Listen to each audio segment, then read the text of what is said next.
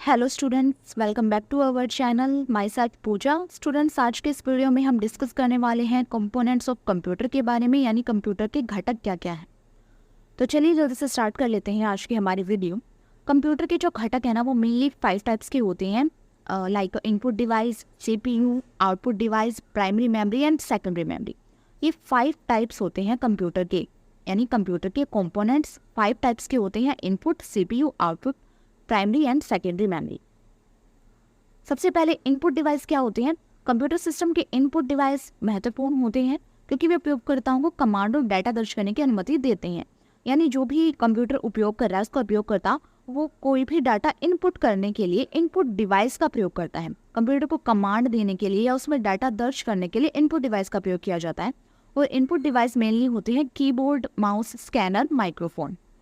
Keyboard कैसे प्रयोग किया जाता है। कंप्यूटर सिस्टम में जब भी हम टेक्स्ट या क्वेरीज डालते हैं ना, तो उसके लिए कीबोर्ड का प्रयोग किया जाता है। कीबोर्ड में नंबर्स होते हैं, अल्फ़ाबेट्स होते हैं, जिनके माध्यम से हम अपने इनपुट कंप्यूटर में भेज सकते हैं। दूसरा इनपुट डिवाइस आता है माउस। माउस भी एक इनपुट डिवाइस है जिसका प्रयोग किया जाता है कंप्यूटर स्क्रीन पर जो कर्सर होता है ना, उसको स्थानांतरित करने के लिए किया जाता है। ये भी कंप्यूटर में अपने इनपुट को डालने के लिए प्रयोग में लाया जाता है। उसके बाद थर्ड आता है स्कैनर। स्कैनर भी एक इनपुट डिवाइस है जो कि कंप्यूटर सिस्टम में जो भौतिक दस्तावेज होते हैं ना हमारे, उनको या फिर छवियों को, यानी पिक्चर्स को या फिर डॉक्यूमेंट्स को इनपुट करने के लिए किया जाता है। जैसे हमें कुछ भी डालना है तो हम स्कैन करके कंप्यूटर में इनपुट कर सकते हैं उनको स्कैनर के द्वारा। उसके बाद आता है माइक्रोफोन। जैसे हमने स्कैन करके स्कैनर के द्वारा इनपुट दिया कंप्यूटर को, उसी तरह माइक्रोफोन के द्वारा हम बोलकर यानी ऑडियो डाटा को हम इनपुट कर सकते हैं कंप्यूटर में। इसका उपयोग विभिन्न कार्यों के लिए किया जाता है, जिसमें पोस्ट कोड के लिए ऑडियो रिकॉर्ड करना या फिर वीडियो कॉन्फ्रेंस में भाग लेना, और बाद में प्रयोग करने के लिए जो वॉइस मेमो होता है ना, वो इसमें बनाना शामिल होता है। माइक्रोफोन के द्वारा भी हम कंप्यूटर में इनपुट डाल सकते हैं। उसके बाद आता है CPU।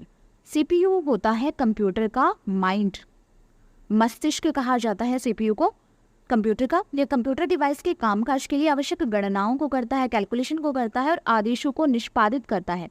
CPU के कुछ घटक होते हैं जैसे कि control unit, arithmetical logical unit और रजिस्टर।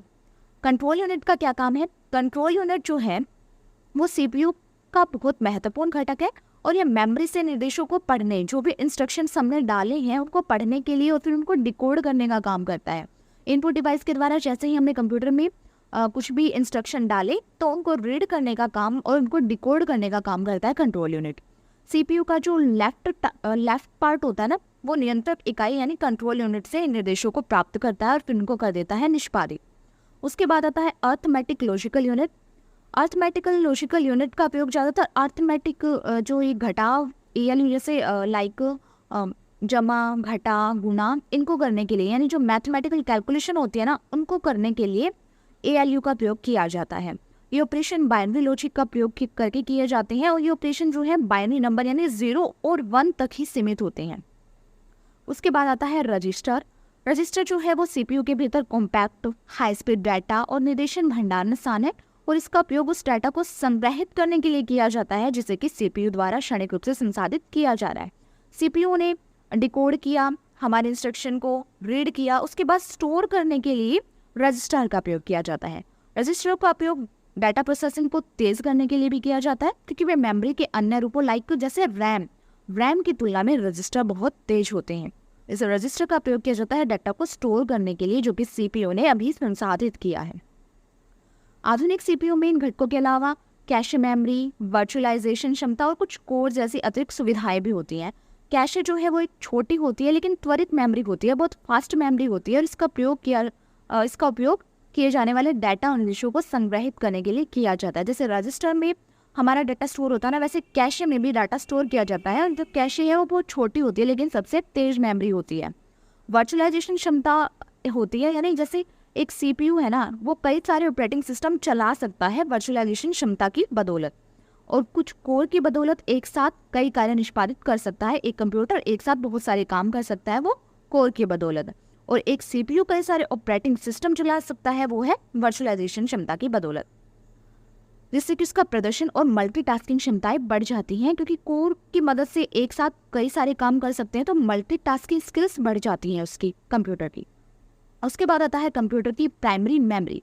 सीपीयू की प्राइमरी मेमोरी तक सीधी पहुंच होती है, जिसे कभी कभी रैंडम एक्सेस मेमोरी भी कहा जाता है। वर्तमान में संसाधित किए जा रहे डाटा और निर्देशों को प्राइमरी मेमोरी में रखा जाता है। जब कोई कंप्यूटर प्रोग्राम चला रहा होता है तो डाटा और निर्देशों को प्राथमिक मेमोरी से सीपीयू के द्वारा एक्सेस किया जाता है और प्रोग्राम पूरा होने के बाद जानकारी जो है वो प्राइमरी मेमोरी से हटा दी जाती है। प्राइमरी मेमोरी दो भागों में बांटा गया है प्राइमरी मेमोरी को, random access memory and read only memory, RAM and ROM. सबसे पहले है रैंडम एक्सेस मेमोरी यानी रैम। रैम जो है वो प्राइमरी मेमोरी का सबसे सामान्य रूप है और इसका उपयोग किया जाता है डाटा और निर्देशों को संग्रहित करने के लिए, इंस्ट्रक्शंस को और डाटा को स्टोर करने के लिए रैम का प्रयोग किया जाता है, जिन्हें सीपीयू द्वारा अक्सर एक्सेस किया जाता है। अब रैम जो है वो अस्थिर है, वोलेटाइल मेमोरी है, जिसका अर्थ है कि कंप्यूटर बंद होने पर इसकी सामग्री नष्ट हो जाती है। रैम में जो भी हमारा डाटा स्टोर होता है ना, अगर कंप्यूटर बंद हो जाता है तो वो सब कुछ खत्म हो जाता है। लेकिन रैम को आसानी से और जल्दी से लिखा और पढ़ा जा सकता है, यानी रीड और राइट मेमोरी जो होती है वो हमारी रैम ही होती है। इसमें रीड भी किया जा सकता है और राइट भी किया जा सकता है, लेकिन ये अस्थिर होती है। बिजली जाने के बाद कंप्यूटर बंद होने पर ये अपने आप नष्ट हो जाती है, जिससे अस्थायी डाटा और निर्देशों के लिए वास्तव में एक आदर्श भंडारण माध्यम भी बन जाता है। उसके बाद आता है read only memory. Read only memory यानी रोम मेमोरी का ही एक रूप है और इसका उपयोग भी डाटा को और निर्देशों को स्टोर करने के लिए किया जाता है, जो कि बदलते नहीं हैं। जैसे रैम हमारी अस्थिर मेमोरी थी, उसी तरह जो ये रोम है ना, इसमें जो भी हमने स्टोर कर दिया उसको बदला नहीं जा सकता, या इसको केवल रीड किया जा सकता है, इसमें राइट नहीं किया जा सकता। रोम एक नॉन वोलेटाइल मेमोरी है, जिसका अर्थ है कि कंप्यूटर बंद होने पर इसकी सामग्री नष्ट नहीं होती है। रोम का उपयोग फर्मवेयर और लैपटॉप की मूल इनपुट आउटपुट मशीन यानी बेसिक इनपुट आउटपुट सिस्टम को रखने के लिए किया जाता है, जो कि कंप्यूटर को बूट करने के लिए और उसे अच्छी तरह से काम करने के लिए जरूरी होता है। यानी कंप्यूटर को स्टार्ट करने के लिए जिस मेमोरी का प्रयोग किया जाता है उसे रोम कहते हैं। उसके बाद आता है हमारा सेकेंडरी मेमोरी। सेकेंडरी मेमोरी को सहायक स्टोरेज भी कहा जाता है। सेकेंडरी मेमोरी एक प्रकार की कंप्यूटर मेमोरी होती है, जिसका प्रयोग उन डाटा को या फिर उन प्रोग्राम को स्टोर करने के लिए किया जाता है जिनका कि वर्तमान में सीपीयू द्वारा उपयोग नहीं किया जा रहा। जिनका सीपीयू द्वारा वर्तमान में उपयोग किया जा रहा है उनको रैम और रोम में स्टोर किया जाता है, लेकिन जिनका सीपीयू द्वारा करंटली प्रयोग नहीं किया जा रहा है उन डाटा को स्टोर किया जाता है सेकेंडरी मेमोरी में। प्राइमरी मेमोरी के विपरीत सेकेंडरी मेमोरी गैर वाष्पशील होती है, नॉन वॉलेटाइल होती है, जिसका अर्थ होता है कि कंप्यूटर के बंद होने पर इसकी सामग्री नष्ट नहीं होती है, कि जैसे स्टोर है वैसी की वैसी बनी रहती है। कई प्रकार के सेकेंडरी मेमोरी डिवाइस हैं, जैसे कि hard disk drive, solid state drive, optical disk और यूएसबी फ्लैश ड्राइव। सबसे पहले hard disk drive. Computer device और लैपटॉप कंप्यूटर में हार्ड डिस्क डिवाइस सबसे विशिष्ट सेकेंडरी मेमोरी टूल है। वे विभिन्न आकारों के और गति में आते हैं, डिफरेंट साइज के आते हैं और उनकी डिफरेंट उनकी स्पीड भी होती है, जो कि चुंबकीय डिस्क पर डाटा रखते हैं। उसके बाद है solid state drive. Solid state drive data को स्टोर करने के लिए फ्लैश मेमोरी का प्रयोग करते हैं और एचडीडी की तुलना में यानी हार्ड डिस्क ड्राइव की तुलना में अतिरिक्त कीमत होने के बावजूद भी आमतौर पर तेज और अधिक विश्वसनीय होते हैं। ये थोड़े कॉस्टली होते हैं एचडीडी की तुलना में, लेकिन ये फास्ट होते हैं और ज़्यादा रिलायबल भी होते हैं। उसके बाद है ऑप्टिकल डिस्क। ऑप्टिकल डिस्क एक सेकेंडरी मेमोरी होती है जो कि लेजर का उपयोग करके डिस्क पर डाटा को पढ़ती है और लिखती है। इसका प्रयोग करके लेजर का प्रयोग करके डाटा को पढ़ती भी है और लिखती भी है। इसका उपयोग अक्सर डाटा बैकअप के लिए, सॉफ्टवेयर के वितरण के लिए और अन्य डिजिटल जानकारी के लिए किया जाता है। उसके बाद आता है USB flash drive. USB flash drive के रूप में जाने जाने वाले छोटे पोर्टेबल स्टोरेज डिवाइस कंप्यूटर के यूएसबी कनेक्शन से जुड़े हुए होते हैं और उपयोगकर्ता सेकेंडरी मेमोरी में बहुत सारा डाटा प्रोग्राम स्टोर कर सकते हैं, जो कि उपयोगी है क्योंकि उन्हें जरूरत पड़ने पर तेजी से और आसानी से एक्सेस करने के योग्य बनाता है। उपयोगकर्ता बैकअप के रूप में सेकेंडरी मेमोरी डिवाइस का प्रयोग करके महत्वपूर्ण डाटा को सिस्टम क्रैश या अन्य समस्याओं के कारण होने वाले नुकसान से भी बचा सकता है। सेकेंडरी डिवाइस में हम अपने डाटा को स्टोर करके रख सकते हैं और जब चाहे उन्हें कनेक्ट करके कंप्यूटर में हम देख सकते हैं हमारा डाटा जहाँ पर भी स्टोर था। उसके बाद आता है output device. Output device computer system के हार्डवेयर घटक होते हैं जिनका उपयोग पीसी से किसी अन्य डिवाइस पर डाटा को दिखाने के लिए या फिर भेजने के लिए किया जाता है। वे ग्राहकों को कंप्यूटर द्वारा संसाधित की जा रही जानकारी और एप्लीकेशन को देखने के लिए उन्हें जुड़ने में सक्षम बनाते हैं।